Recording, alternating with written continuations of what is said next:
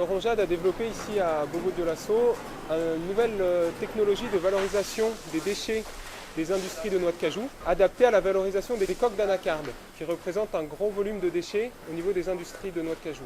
Dans les coques d'anacarde, on a beaucoup de sénécelle qui est de l'acide. Et l'acide, ça dégrade premièrement les mains des actrices. Et déjà là-bas, on sait que c'est nocif.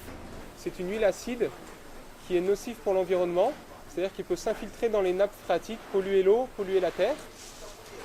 Et c'est des volumes de coques très importantes qui prennent de la place autour des industries. Là où on met les tas de coques là, tout ce qui est là, que ce soit la terre ou bien l'arbre, ça détruit tout sur place.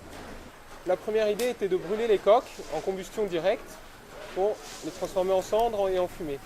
Ça pose de gros problèmes environnementaux et de santé publique parce que cette huile brûle très mal et produit des fumées âcres et des fumées acides qui sont vraiment gênantes. Ce projet répond à un double besoin. C'est d'abord un besoin de renforcement de la compétitivité des industries de transformation du cajou burkinabé, en facilitant leur accès à l'énergie.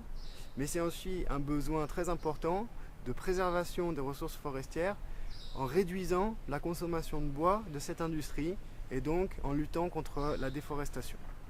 Le projet a démarré depuis 2010 et c'est un projet qui doit s'installer sur 3 ans. Donc le projet est financé par la région Rhône-Alpes, dans le cadre de la coopération décentralisée, région Haut-Bassin, région Rhône-Alpes. Il y a divers partenaires qui ont été associés, à savoir les DGE, le CIFREPAD et le CESAO. Donc ici, dans l'analyse du projet, il y a eu d'abord un premier temps où on a d'abord fait l'évaluation des besoins énergétiques de l'unité qui a été retenue Guébana. Ensuite, les noix de coque une partie des noix de coque ont été prélevées pour être traitées en laboratoire. Maintenant, il y a eu la phase terrain ici à Bobo au niveau de l'installation de l'unité. Alors nous avons développé une technologie qui s'adapte au contexte local, donc du Burkina Faso et de la région de Bobo-Dioulasso. Ce four peut être fabriqué à 100% dans un atelier, même dans un petit atelier de la ville de Bobo. Le four de pyrolyse demande des étapes très simples pour fonctionner, qui sont réalisées quotidiennement par les ouvriers de l'entreprise. Chaque matin, les chauffagistes arrivent et déchargent le charbon de la veille. On le met de côté pour l'utiliser plus tard.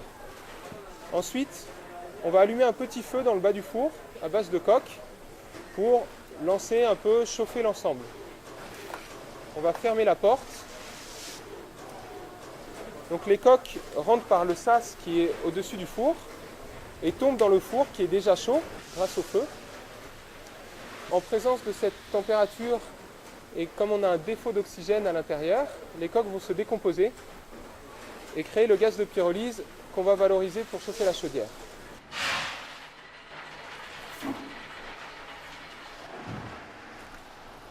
Quand tu charges et que tu mets tu verses les coques dans le gabarit, tu ouvres d'abord un bouchon pour que l'air rentre, pour pouvoir amener la fumée à la sortie de l'allumage. Donc après 5 à 10 minutes, tu peux allumer maintenant. Au fur et à mesure, à chaque chargement, tu ouvres un bouchon. En chargeant 360 kg de coques par jour dans le four, on peut fragiliser 2,4 tonnes de noix d'anacarde pour le process industriel. On doit pouvoir monter à la production de 2,8 tonnes ou à peu près 3 tonnes avec le même matériel.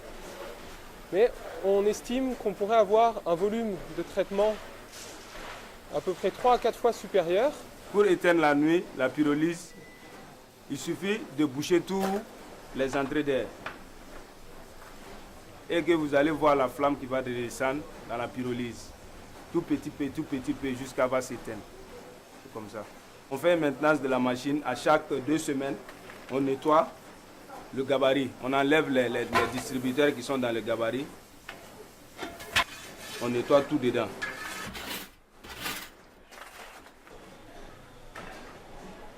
Quand nous sommes arrivés dans cette unité de transformation de la noix de cajou au début de l'année 2012, la chaudière fonctionnait avec un combustible bois. Actuellement et de manière quotidienne, les gaz de pyrolyse permettent d'économiser entre 400 et 450 kg de bois. Donc c'est moins coûteux, c'est moins d'extrusion de bois, dans les forêts. Donc moi je trouve que la pyrolyse aussi, bon, c'est une bonne chose.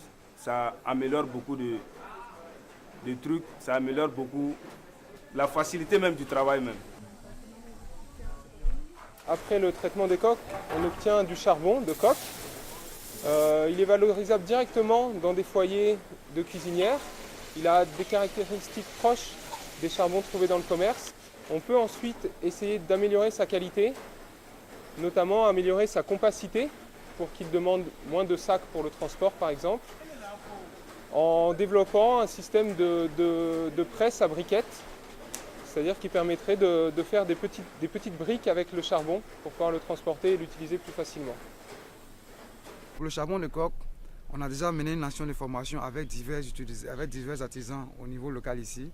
Il y a les restauratrices, il y a également les forgerons, il y a les soudeurs, il y a les teinturiers avec lesquels on a eu à former et qui étaient beaucoup intéressés par ce charbon. Au vu des milliers de tonnes de déchets coques de cajou qui sont produits annuellement au Burkina, on peut dire que la pyrolyse des coques de cajou a un bel avenir devant elle. Cette technologie peut être valorisée par les crédits carbone, elle peut être utilisée dans le séchage de mangue, elle peut être utilisée dans les huileries de coton. La principale perspective, c'est avant tout que la pyrolyse devienne une affaire burkinabé et soit appropriée localement.